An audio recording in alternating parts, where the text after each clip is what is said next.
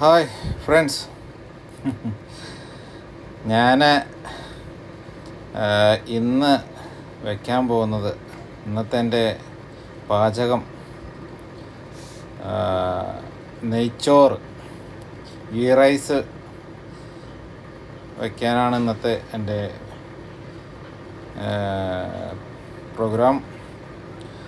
അപ്പോൾ അതിന് വേണ്ടിയിട്ട് ഒരു കിലോ നല്ല നാട്ടിലെ ബീഫാണ്, ഫ്രോസണാണ്, ലുലു ഹൈപ്പർ മാർക്കറ്റിൽ നിന്ന് മേടിച്ചതാണ്. ഞങ്ങൾ മിക്കപ്പോഴും ഉപയോഗിക്കാറുള്ള ബീഫാണ്. നല്ല ടേസ്റ്റിയാണ്, കുറച്ചുകൂടി സ്ട്രോങ് ആണ് ബീഫ്.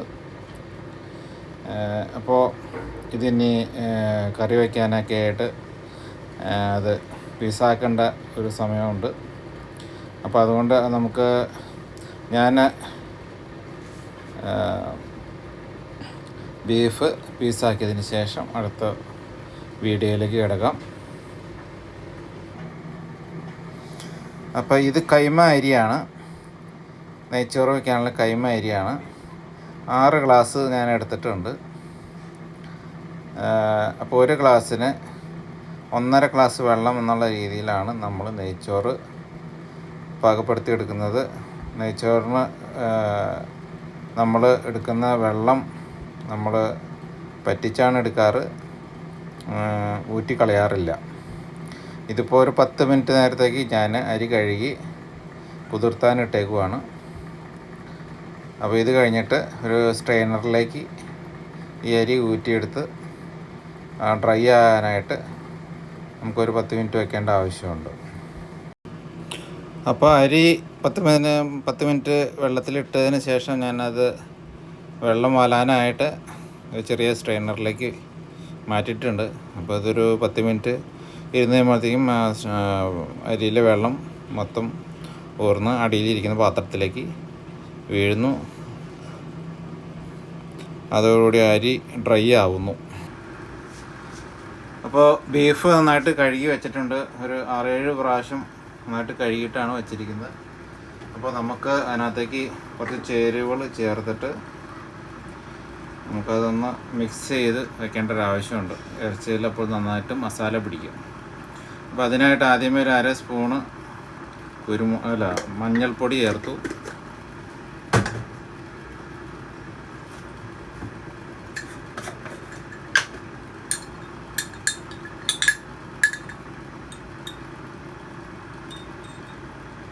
ഇനിയൊരു 3 ടീസ്പൂൺ മല്ലിപ്പൊടി,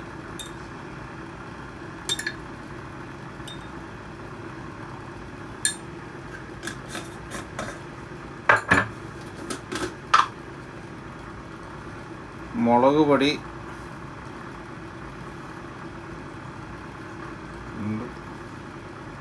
3 ടീസ്പൂൺ മുളക് പൊടി ചേർത്തിട്ടുണ്ട്. എനിക്ക് ഈ മുളകിന് എരിവ് കുറവാണ്, അതുകൊണ്ടാണ് ഇത്രയും ചേർത്തത്. ഒരു 1.5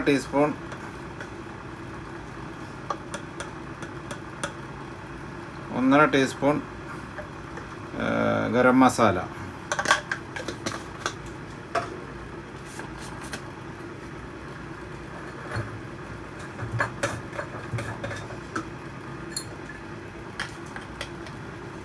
ഒരു ടീസ്പൂൺ കുരുമുളക് പൊടി,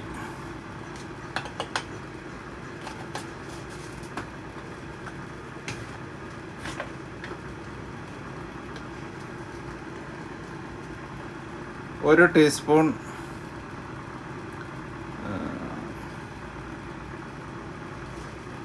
പെരിഞ്ജീരകം,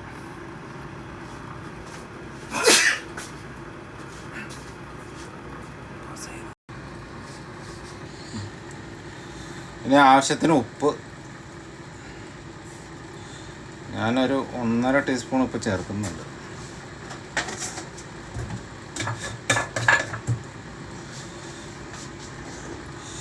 ഇനി ഇതെല്ലാം കൂടി കൂട്ടിയിട്ട് നമുക്ക് മല്ലിയിലയും പുതിനയൊക്കെ ഉണ്ടെങ്കിൽ ചേർക്കാം. അത് നിർബന്ധമല്ല, ഉണ്ടെങ്കിൽ ചേർക്കാം. ഇനിയിപ്പോൾ നന്നായിട്ട് നമുക്ക് മസാല ശരിക്കൊന്ന് ഇറച്ചിയിൽ മസാല പിടിക്കാൻ ശരിക്കും ഒന്ന് പറ്റിയിട്ട് ഒരു 1/2 മണിക്കൂർ നമ്മളത് മൂടി വയ്ക്കണം. അപ്പോൾ തീയും മസാലയൊക്കെ പിടിക്കുമ്പോൾ നമുക്ക് അടുത്ത നെയ്ച്ചോറിലേക്കുള്ള അടുത്ത കാര്യങ്ങൾ ചെയ്യാം. ഇത് ശരിക്കും നല്ല കൈകൊണ്ട് ശരിക്കും അമർത്തി ചെയ്ത് കൊടുക്കണം, അല്ലെങ്കിൽ മസാല ഈ മാംസത്തിലൊക്കെ ശരിക്ക് ഒന്നും പറ്റാനായിട്ട്. അപ്പോൾ നമുക്കൊരു അരമണിക്കൂർ അതൊന്ന് മൂടി വയ്ക്കാം. നിങ്ങൾക്ക് കാണാം. ഞാനിവിടെ നെയ്ച്ചോറിന് പാത്രം എടുത്തിരിക്കുന്നൊരു വലിയ സ്റ്റീൽ പാത്രമാണ്. അപ്പോൾ അതിലേക്ക് അത്യാവശ്യം വേണ്ടുന്ന ഒലിവ് ഓയിൽ ഞാൻ ചേർത്തിട്ടുണ്ട്. അതൊന്ന് ചൂടായി വന്നു കഴിയുമ്പോഴത്തേക്കും നമുക്ക് അത് ഈ കശുവണ്ടി, അതിനുശേഷം കിസ്മിസ്, അതിനുശേഷം നമുക്ക് നെയ്ച്ചോറിൽ ചേർക്കേണ്ടതായിട്ടുള്ള അരിഞ്ഞു വെച്ചിരിക്കുന്ന സവാള ഫ്രൈ ചെയ്തെടുക്കേണ്ടതുണ്ട്. ഈ 3 പ്രോസസ്സിങ്ങാണ് ഇപ്പോൾ ഇതിനകത്ത് ചെയ്യാൻ പോകുന്നത്. അപ്പോൾ ഇത്ര ഐറ്റമാണ് ഞാൻ ഈ നെയ്ച്ചോറിൽ ചേർക്കാനായിട്ട് എടുത്തിരിക്കുന്നത്.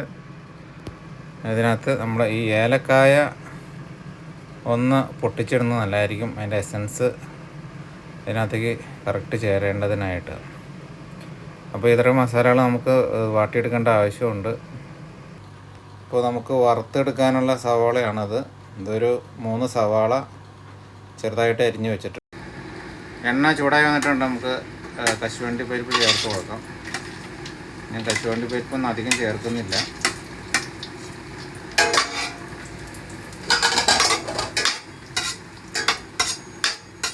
ഒന്ന് കളറ് മാറി വരുമ്പോഴത്തേക്കും നമുക്ക് തീ കുറയ്ക്കണം, അല്ലെങ്കിൽ കരിഞ്ഞ് പോകാൻ ചാൻസ് ഉണ്ട്. തീ ഞാൻ കുറച്ച് വെച്ചിട്ടുണ്ട്. കശുവണ്ടി പരിപ്പ് കളറ് മാറുമ്പോഴത്തേക്ക്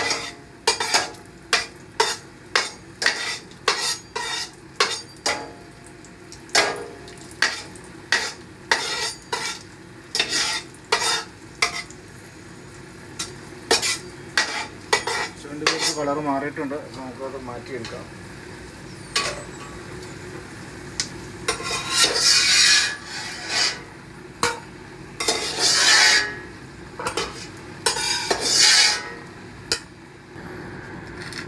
അപ്പോൾ അടുത്തതായിട്ട് കിസ്മിസാണ്. അത് ഇതുപോലെ ഇട്ടിട്ട്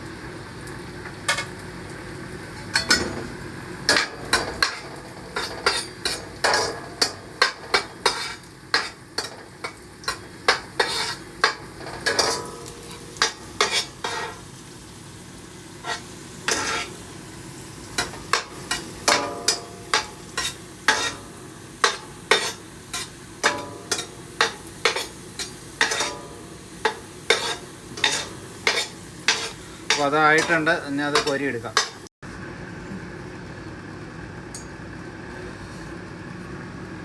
അപ്പോൾ അടുത്തതായിട്ട്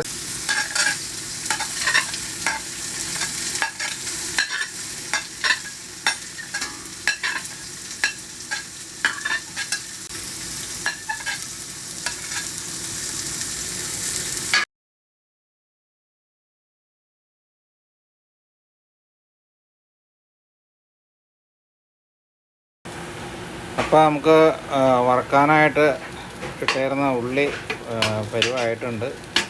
പിന്നെ ഇനിയിപ്പോൾ അത് വേറെ പാത്രത്തിലേക്ക് മാറ്റി വയ്ക്കാം. ഇത് നമുക്ക് ലാസ്റ്റ് നെയ്ച്ചോറിൽ ചേർക്കേണ്ടതായിട്ടുള്ള ഇതാണ്. ചെറിയ തീയില വെച്ചേക്കുന്നത്, അല്ലെങ്കിൽ കരിഞ്ഞു പോകും. അതുകൊണ്ട് അപ്പോൾ അടുത്ത പ്രോഗ്രാം നമുക്ക് ചോറിലേക്ക് കുറച്ച് നേരത്തെ എടുത്ത് വെച്ചിരുന്ന മസാല വറുത്തെടുക്കേണ്ടത് ആവശ്യമുണ്ട്. കുറച്ച് നെയ്യ് ഞാൻ ചേർക്കുന്നുണ്ട്. അപ്പോൾ നെയ്യെല്ലാം ഒരുക്കിയിട്ടുണ്ട്. ഒന്നൊന്ന് ചൂടായി കഴിഞ്ഞ് കഴിഞ്ഞാൽ നമുക്ക് അടുത്ത എടുത്ത് വെച്ചേർന്ന ഇത് ചൂടായിട്ടുണ്ട്, ചേർത്ത് കൊടുക്കാം.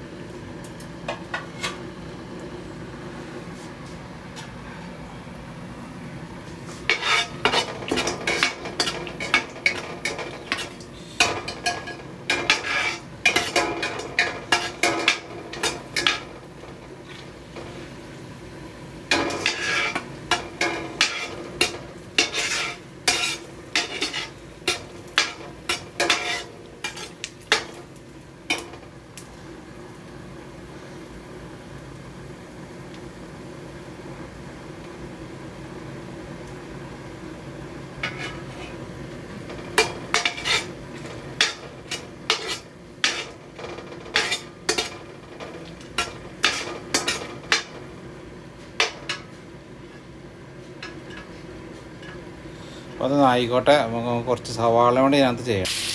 അപ്പോൾ കുറച്ച് സവാള ഞാൻ ആ ഗരം മസാലയുടെ കൂടെ ഇട്ടിട്ടൊന്ന് ചെറുതായിട്ട്, ഒരുപാട് വാട്ടയൊന്നും വേണ്ട, നമുക്ക് ചെറുതായിട്ടൊന്ന് കളറ് മാറി വന്നു കഴിയുമ്പോഴത്തേക്കും നമുക്ക് ഇതിലേക്ക് അവിടെ വെള്ളം വാലാൻ വച്ചിരിക്കുന്ന അരി ചേർത്ത് കൊടുത്ത് ഒരു 5 മിനിറ്റ് നന്നായിട്ട് ഇളക്കി ഫ്രൈ ആക്കി എടുക്കേണ്ട ആവശ്യമുണ്ട്.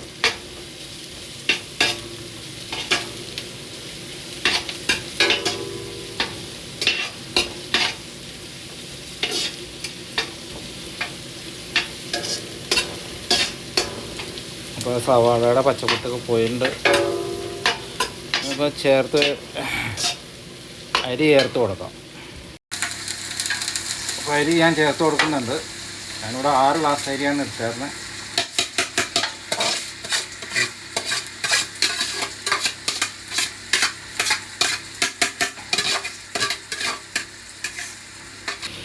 അപ്പോൾ നമുക്ക് അരി ഇട്ടത് ഒന്ന് ശരിക്കും ഇളക്കി കൊടുക്കണം.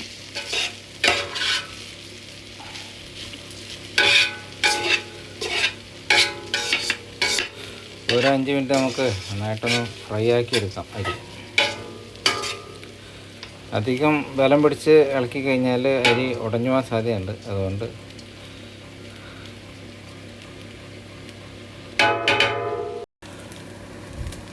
ആയിട്ടില്ല, അത് ഒന്നുകൊണ്ടും മൊഴിയും. കാരണം തീ ശരിക്ക് കൂട്ടി വെച്ച് കൊടുക്കണം. അല്ലെങ്കിൽ കുറഞ്ഞ തീയിൽ വെച്ചിട്ട് ഇളക്കി കഴിഞ്ഞാൽ ചിലപ്പോൾ അരി പൊടിയാൻ സാധ്യതയുണ്ട്. അതുകൊണ്ട് ഞാൻ തീ ഒന്ന് ശരിക്ക് കൂട്ടി വെച്ചിട്ട് അതൊക്കെ ഇളക്കി കൊടുത്തേക്കുക. അപ്പോൾ ഞാൻ നേരത്തെ പറഞ്ഞു 6 ഗ്ലാസ് അരിയാണ് എടുത്തേർന്നത്. അപ്പോൾ ഒരു ഗ്ലാസ് അരിക്ക് 1.5 ഗ്ലാസ് വെള്ളം കണക്കിന് ഞാൻ തിളപ്പിച്ച വെള്ളം 9 ഗ്ലാസ് വെള്ളം ചേർത്ത് കൊടുക്കുന്നുണ്ട്.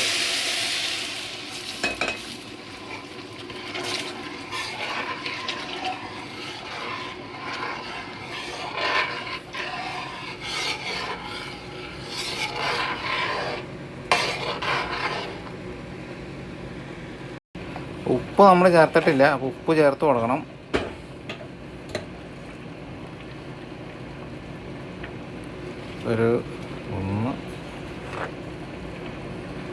ഞാനൊരു 2.5 സ്പൂണ് 2.25 സ്പൂണ് ഉപ്പ് ചേർക്കുന്നുണ്ട്. അപ്പോൾ ഞാനൊന്ന് ജസ്റ്റ് ഒന്ന് 2-3 മിനിറ്റ് നേരത്തേക്കൊന്ന് അടച്ച് വെച്ചിട്ട് നമുക്ക് തുറന്നു നോക്കാം.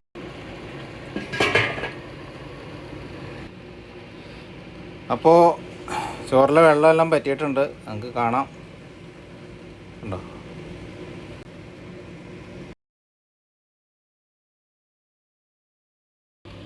അപ്പോൾ ചോറ് റെഡി ആയിട്ടുണ്ട്. ഞാനതൊന്ന് ഒതുക്കി വെച്ചിട്ട് കൊടുത്തിട്ടുണ്ട്. ഇപ്പോൾ നമുക്കതിൻ്റെ മുകളിലേക്ക് നമ്മൾ നേരത്തെ വറുത്ത് വെച്ച ഇത് ചേർത്ത് കൊടുക്കാം. സവാള,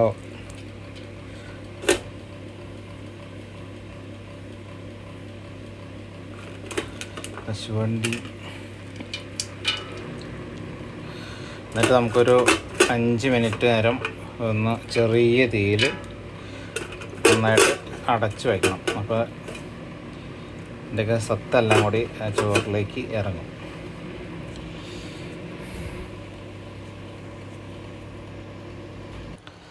അപ്പോൾ കറിയിലേക്ക് ആവശ്യമായ ഇൻഗ്രീഡിയൻസ് ഇവിടെ എടുത്ത് വെച്ചിട്ടുണ്ട്, നമുക്ക് കാണാം. ഇത് മല്ലിയില, ഇത് ചുവന്ന ഉള്ളി, അതായത് ചെറുള്ളി ഇടിച്ചത്, ഇത് ഒരു 2 ടീസ്പൂണ് വെളുത്തുള്ളി ഇടിച്ചത്, 2 ടീസ്പൂണ് ഇഞ്ചി ഇടിച്ചത്, അതിനാവശ്യമായ സവാള മീഡിയം ടൈപ്പ് ഒരു 3 എണ്ണം. അപ്പോൾ ഇനി ഇത് നമുക്ക് വഴറ്റിയെടുക്കണം.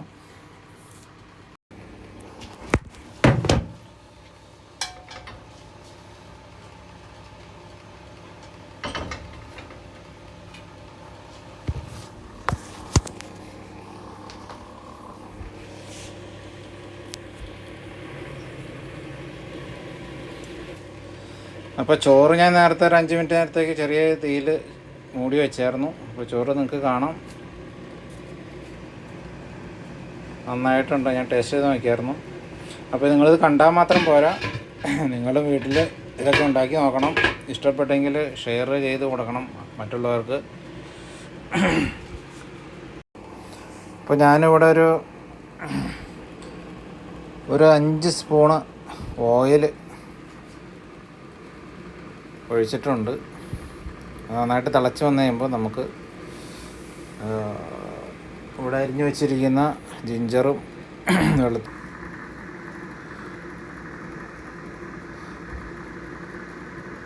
അപ്പോൾ നമുക്ക് ഇത് ചേർത്ത് കൊടുക്കാം. ആദ്യമേ വെളുത്തുള്ളി, ഇഞ്ചി,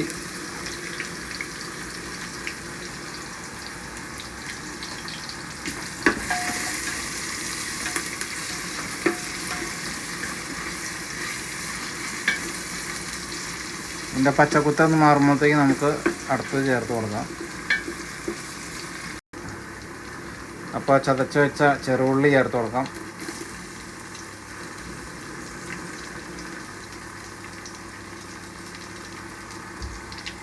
ഇനി അടുത്ത് പച്ചമുളക്,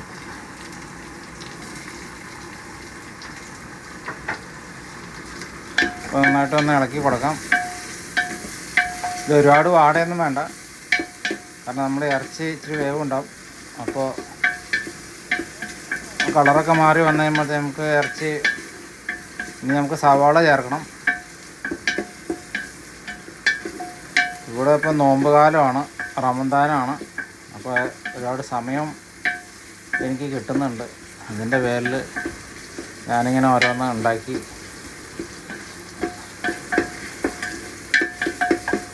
നോക്കുവാണ്.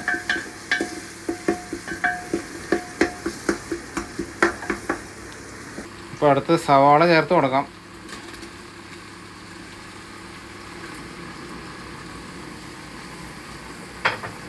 ഇനി അത് നന്നായിട്ട് ഇളക്കി കൊടുക്കാം.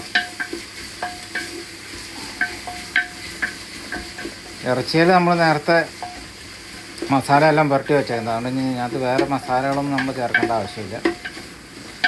ഇതിൽ ഞാൻ മല്ലിയിലയാണ് ഉപയോഗിക്കണത്. അപ്പോൾ അതുകൊണ്ട് ഞാൻ പിന്നെ കറിവേപ്പില ഇടുന്നില്ല. സാധാരണ നമ്മളെല്ലാത്തിലും കറിവേപ്പില ഇടാറുണ്ട്.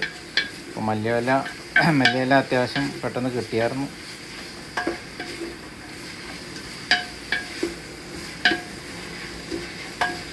ഇപ്പോൾ വീഡിയോ പിടിക്കുന്നത് എൻ്റെ മോനാണ്. അവനെ നിങ്ങൾക്ക് ഞാൻ കാണിച്ചു തരാം.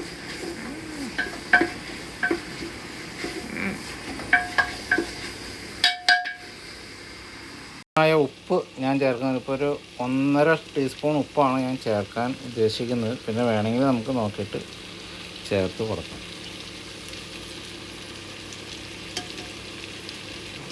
ഇനിയിപ്പോൾ ഇതിലേക്ക് ചേർക്കാനായിട്ട് ഞാനൊരു 2 മീഡിയം തക്കാളി കട്ട് ചെയ്ത് വെച്ചിട്ടുണ്ട്, അത് ചേർത്ത് കൊടുക്കാം. ഞാൻ വട്ടത്തിലാണ് അരിഞ്ഞേക്കുന്നത്, നിങ്ങൾക്ക് കാണാം.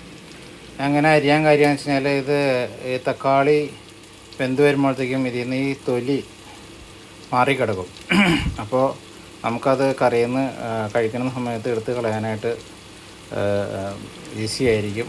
അതുകൊണ്ടാണ് അങ്ങനെ വട്ടത്തിൽ അരിഞ്ഞിരിക്കുന്നത്.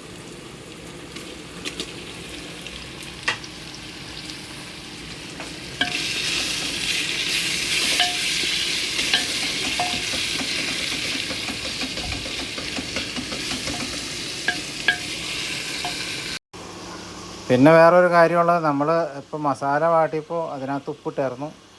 അതുകൂടാതെ നമ്മൾ നേരത്തെ ബീഫ് മസാല തിരുമ്മി വെച്ചിട്ടുണ്ട്. അപ്പോൾ അതിലും ഉപ്പ് ആഡ് ചെയ്തിട്ടുണ്ട്. അപ്പോൾ ഇത് രണ്ടും കൂടി കൂടിയിട്ട് ഉപ്പ് അധികം ആവാതിരിക്കാനായിട്ട് ശ്രദ്ധിക്കണം. അപ്പോൾ അതിനനുസരിച്ചുള്ള ഉപ്പായിരിക്കും രണ്ടെണ്ണത്തിലും ചേർക്കേണ്ടത്. ഇപ്പോൾ തക്കാളിയൊക്കെ നന്നായിട്ട് ഉടഞ്ഞിട്ടുണ്ട്. നമുക്ക് ഇനി മസാല പറ്റി വെച്ചിരിക്കുന്ന ബീഫ് കൊടുക്കാം. ഇപ്പോൾ ഞാൻ നേരത്തെ പറഞ്ഞില്ലേ, തക്കാളി അങ്ങനെ വട്ട അരിഞ്ഞുകൊണ്ട് അതുണ്ടോ, നമുക്ക് തക്കാളിയുടെ തൊലി സെപ്പറേറ്റ് ആയിട്ട് കിട്ടിയിട്ടുണ്ട്. അത് കഴിക്കാൻ നേരത്ത് മാത്രം നമുക്ക് അത് എടുത്ത് കളയാം. അപ്പോൾ ബീഫ് നമ്മൾ ഏകദേശം 1/2 മണിക്കൂർ എന്ന് പറഞ്ഞെങ്കിലും ഇതിൻ്റെ ഇടയ്ക്ക് ബിരിയാണി ചെയ്യാൻ പോയതുകൊണ്ട് നെയ്ച്ചോറിൻ്റെ പരിപാടിക്ക് പോയതുകൊണ്ട് ഇച്ചിരി സമയം കൂടുതൽ കിട്ടിയെങ്കിൽ ഇത് കുഴപ്പമൊന്നുമില്ല കേട്ടോ, ഏറ്റവും നല്ലതാണ്. ഇത് 1 കിലോ ബീഫാണ്, 1 കിലോയ്ക്ക് മേളിലുണ്ടെന്ന് തോന്നുന്നു. നല്ല ബീഫാണ് നമുക്കിവിടെ മേടിക്കാൻ കിട്ടുന്നത്. നാട്ടിലെ ബീഫിൻ്റെ ആ ഒരു ടേസ്റ്റാണ് ഇവിടെ കിട്ടാറുണ്ട്. നന്നായിട്ടൊന്ന് മിക്സ് ചെയ്ത് കൊടുക്കണം.